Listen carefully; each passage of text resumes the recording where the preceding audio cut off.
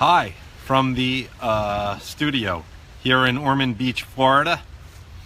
It is midday in Black Hawk, South Dakota, where I actually was a few months ago when I escaped the whole eastern part of the United States because the allergies were so bad in the southeast, and it was really cold in the northeast and headed west. Well, it was really cold in the northwest too, but more scenic, and I just figured good chance to go to the northwest part of the country, the whole western part of the country. Well, in Black Hawk, South Dakota, at least now, it is the exact midday point is that between sunrise and sunset? I think so. Black Hawk is near Sturgis in the Black Hills. It's near Deadwood. You may have heard of those cities, sort of tourist towns. It also is the home of a cool guy I got to meet on the campaign trail named Shad Olson. I hope I linked to him in here. I interviewed him, did I think a sunset report from Black Hawk, and then ended up staying a few miles west of there on my way to Montana the next day. I put a link to his book up there. I think he may have his own website, I'm not sure, but I put a link to his new book out there. He's been a part of the media, and he definitely has that sense of presence like an anchorman. I met him when I was covering Trump in Greeley, Colorado. Went out, saw him, stopped by on my drive out to Montana, and then I went other places west from there. So you can check out his link. I think it's called Tales of the Red Rooster. I have not read it yet, but he's an interesting guy. I should probably put a link up there to my interview with him. We were talking about something not at all related to that, but as long as I keep giving you these midday and especially sunrise, where I'm really slacking not being there at the ocean for the sunrise and sunset report, you can get some good sunsets around here over the Halifax River. As long as I'm doing that, I should at least talk about someplace where the midday or sunset or sunrise happens to be going on at the time when I'm actually giving the midday sunset or sunrise report. But we're going to talk about something not at all related. I called the topic race baiting SJW, social justice warrior, of course, Black Panther comic fail. You always have to put fail in the title. It attracts people, even though it's probably played out by now.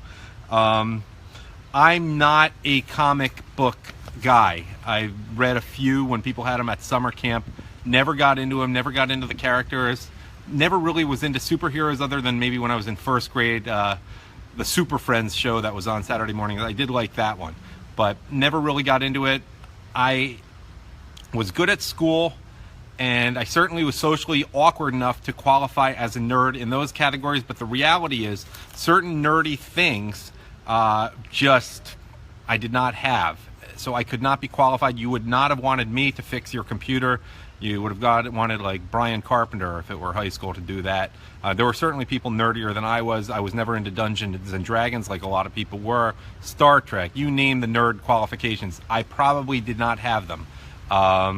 So don't expect me to know a lot about comic books. I may miss something obvious, but as is often the case, I'm just bringing you the text of articles and then some commentary from a good conservative website that you might not otherwise get. That's what I try to do here. I don't try to pass off things that I did not write as my own.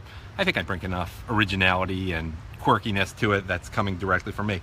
So here is the original story written straight ahead at The Verge. I don't even know what The Verge is. Is it a black-oriented site? I don't know.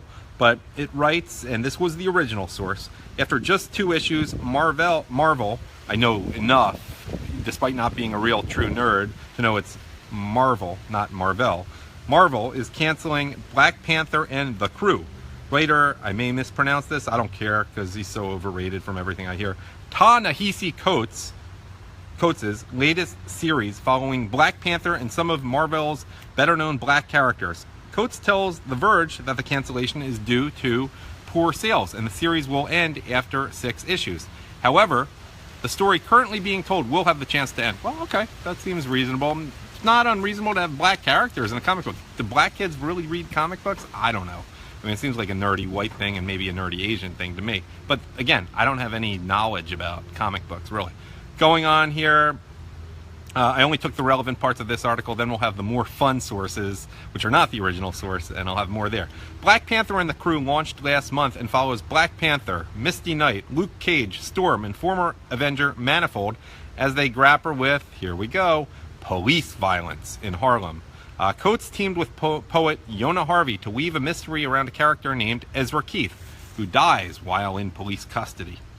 The story is certainly timely, reflecting the years of high-profile police killings of black men, women, and children like Sandra Bland and Jordan Edwards. I'm not going to get into that right now. You can Google it. You can hit pause. I won't be offended. And again, this is just the straight-ahead story. We're going to get to the more fun coverage in a minute. However, Coates never set out to make pronouncements about the state of the country. Of course not. Rather, the series was a chance to delve deeper into characters and their experiences. The crew was an opportunity to get inside them as black people, he said. Interestingly, as black people, not people. Coates said that, all right, skip this part, not important. It's a revival. Okay, now we get to the story at a more conservative online publication called Heat Street. I don't read them much. I think they're not too big on Trump, but this is based on the original story I just read you, which was at The Verge. And this comes right out and says it. No one is buying Marvel's lineup of social justice themed comics. He said no one is buying, not no one is buying into, no one is buying. It's no surprise, given that few readers want politics to be forced down their throats. Thus, liberal darling Ta-Nehisi Coates and Yona Harvey's Black Panther and the Crew is getting the axe after poor sales. Yeah. No. They mean axe, A-X-E, not that they were axed whether they wanted to kill on with this. They were getting the axe. I don't think a pun was intended. Just 2 issues after its launch. Its cancellation comes just weeks after a Marvel VP revealed that comics with forced messages of diversity were responsible for the publisher's sales slump. That's sort of like how the NBA is in part responsible for ESPN's disastrous financial results lately. The subscribers are a different matter, but the NBA, how much they paid for that really hurt them. Actually, no, maybe not that much. Terrible analogy, Adam, or at least mediocre at best. Joined by Luke Cage, Manifold, Misty Knight, and Storm, the titular, Titular, T-I-T-U-L-A-R. I don't know. Titular? I don't know how to pronounce it. I'm not trying to make an analogy to breasts. I don't know if it's called titular. Titular. It's been many decades since I had to take the SATs, and actually pronunciation didn't even matter there. The titular superhero who entered the limelight with Captain America: Civil War gathers his all-black crew of superheroes to investigate the death of a civil rights activist who died in police custody. It has echoes of Sandra Bland's death. Again, you have to Google Sandra Bland. I didn't review it and don't have the time. And no, I don't know if all black includes Rachel Dolezal and Sean King types. I don't know if it's people who identify as black too. Sean King would make a good comic book, ironically. Set in a near-future Harlem-turned police state, patrolled by robotic police officers controlled by a private security contractor, the comic has every element you'd expect from a comic attempting to tell a story inspired by Black Lives Matter. The cops beat people up for no reason too. Naturally, the social justice superheroes take justice into their own hands and go to battle against the corrupt system while learning about the historical figures of the civil rights movement. Univision-owned entertainment vertical Gizmodo enthusiastically describes the crew as one that tells a timely story about real-world issues, like how police brutally devastates black communities. Yeah, nothing else devastates black communities. Yeah, right. And by the way, I'll be talking about that with Diamond and Silk on Backlash in a few hours. I already talked to them. It's pre-recorded, but that episode starts airing at 6 p.m. Eastern Time. Back to the story. Coates explained to The Verge that Marvel decided to kill the publication due to poor sales, and that there wouldn't be any continuation after the current story arc ends in its 6th and final issue. The market spoke, and Marvel listened. Christopher Priest's original run of The Crew in 2003 performed similarly poorly and was canceled after just 7 issues. Like Coates' new effort, Priest's run was also made up of non-white superheroes who took on gentrification in New York City. Of course, most of the people doing the gentrifying are white liberals, but that's another story. Gizmodo writer Charles Pulliam Moore takes issue with Marvel's business decision to opine how the publisher was canceling the only mainstream comic featuring a majority black, a misnomer, cast of characters, describing it as a bad look for Marvel. The writer says the publisher should have considered more thoughtful approaches instead of canceling the underperforming title. Pulliam Moore argues that the comic book industry needs to change in order to sustain itself and cultivate new readers, and insists that stories like The Crew deserve to be told, but offers no solution for culturally relevant comics that just don't sell. Given Marvel's failed forays into culturally relevant storytelling, it's clear that any attempts to cultivate a new audience shouldn't come at the cost of alienating existing readers. If there is any market at all for Black Panther and the crew, it certainly isn't with the social justice warriors who cry when their stories are canceled but refuse to spend any money on them. And this was by a guy named Ian Miles Cheong, Cheong. The name suggests he may be of Chinese background. I don't know him. But he wrote well, and I'll give him credit. You can reach him through social media at Still Gray on Twitter and on Facebook. And it's Ian, first name, Miles, second name, Cheong, Cheong. Now, the really fun article where I got this originally, even though it's not the original article, from Ace of Spades. Ta-Nehisi Coates' race-baiting SJW run on Black Panther and the crew canceled for poor sales after ... 2 issues. And here's what the article, it's a short one, says. Wasn't this announced like a year and a half ago? We're only 2 issues into this thing at this late date? Already canceled. As Heat Street notes, social justice warriors scream about getting their political religion into popular culture venues, but then don't bother buying the stuff. Just like they're not watching the NBA these days. See, they already have the political religion and don't need further homilies. The homilies are for you, the unenlightened masses. This has been a recurring theme in the SJW takeover of science fiction, video games, and other once popular media. The social justice warriors have very little interest in these things, except as jack chick tracts for political religious proselytizing. Very well put. That's why I go to this as for my first source, even though it's not the original place the story comes out. They insert themselves into well-functioning systems in which producers are giving consumers what they want, and consumers are paying producers for just that, and pressure the producers into giving non-consumers what actual consumers don't want. In some cases, as with Marvel, the producers seem more than happy to be pressured into doing what they would have wanted to do anyway. That's the mentality at Marvel, I guess. The social justice warriors generally wind up deeply damaging or even killing the host body they've parasitically infected, which suits them just fine. If the organism is not going to serve as a vector to spread their sickness further, then it's better off dead. Now, the really fun part, the comments section at Ace of Spades. Ta-Nehisi Coates' only audience is white Upper West Side limousine socialists. I think you mean limousine liberals, or it's caviar communist. You got to have the alliteration if you're using a term that means that. Just a point. And then he says limousine socialists, i.e. 0.00001% of the population. Well, I'm afraid it's a little more than that. Look at college campuses. Someone else writes, did it beat the failure record of George? And I know what the reference is there. George was a magazine published by JFK Jr., and it was the hot thing in Manhattan, but not too hot elsewhere. And that was maybe 20 years ago. When did JFK Jr. die? He's probably been dead close to 20 years at this point, maybe 18 years. I remember the wedding I was at when that happened that day. I think it was the same day when David Cohn pitched a perfect game for the Yankees, but I may be wrong.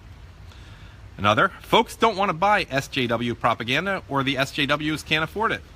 By the way, who reads comic books these days? You can get everything for free on the internet. Again, not my thing. I'm just curious. Someone pointed out a typo in there. Upper White Side was obviously supposed to be Upper West Side, but I kind of prefer the typo, actually. Who knows if it was really a typo. Another comment. So they'll just hire another Jew hater to draw their lousy comics now. Big whoop. I don't know what the thing is with the Jew hater there, but sounds interesting. Pravda, of course, meant truth in Russian, so keep that in mind as I read this next comment. There is no truth in Pravda, and no Marvel in Marvel. Another. And then the producers like Marvel will go belly up. Besides, who wants to pay $5 for a 10-cent comic book? Sargon of Akkad, I guess that's someone somewhat famous maybe in 4chan circles. Sargon of Akkad recently had a video covering this. He says the SJWs are losing and soon the meme wars will come to an end. Even Lacey Green, I don't know who that is either, is talking about being red-pilled, I know what that is, and wants to have open dialogue with anti-feminists. Someone else? Isn't it very racist of Marvel to cancel this? Sales are just a white imperialist capitalist construct, so no matter what the sales or how much money it was losing, Marvel should have kept it going to be down with the struggle and not some bottom line. And the response to that is, Marvel should have kept it going to, no. The response to that is, yeah, keep it going to be down with the struggle to stay afloat. Someone else, quick and pithy and excellent. Shouldn't it be Panther of color? Another. Maybe Marvel would like to substitute that abysmal failure with my new series of superhero FFA members who turn livestock loose at speeches by Ta-Nehisi Coates and Sally Cohn and Elizabeth Warren and Neil deGrasse Tyson. By the way, I'm just curious, what is your favorite nickname for Elizabeth Warren? I know Donald Trump and Tommy Lauren call her Pocahontas, which there's no joke inherent in that one. I don't know why the president does that. I don't get it, but it's Pocahontas. That's one I didn't come up with. Then, of course, there's Sitting Bullsh, which I didn't come up with. Taxajawea. There's another one, Liawatha. There's another one I heard. Hunts at Whole Foods. I did come up with two on my own, by the way. Crazy Horseface, and just the other day, Geronimo, spelled at the end with M-A-O. I think those are pretty good. Back to the original topic of Black or Panther of color or whatever it is. Canceled after 2 issues, but they are going to let it run to a total of 6. Doesn't really matter. The left ruined comics a long time ago. Someone else, this isn't really apropos, but I don't know how it's even related. Maybe there was another discussion in the comics. Someone wrote, I like how Caitlyn became the most unpopular girl's name in a single year, if you saw those articles. That's the first I've heard of it, and this is interesting, even if it doesn't have much to do with what I was talking about, but it is in the comments section. I guess people in the real world don't think Bruce Jenner is some hero, but a freak that has mental illness. Another, by the way, are there any transgender comic superheroes yet? I don't know. Another comment. I mean, they have about as much interest in the comic book industry as they do anything else, like, say, education or healthcare. They're talking about SJWs here. They just want to destroy it all. When the result is to turn the world into an even bigger pile of garbage, the call will be for a dictator. It's the road to fascism.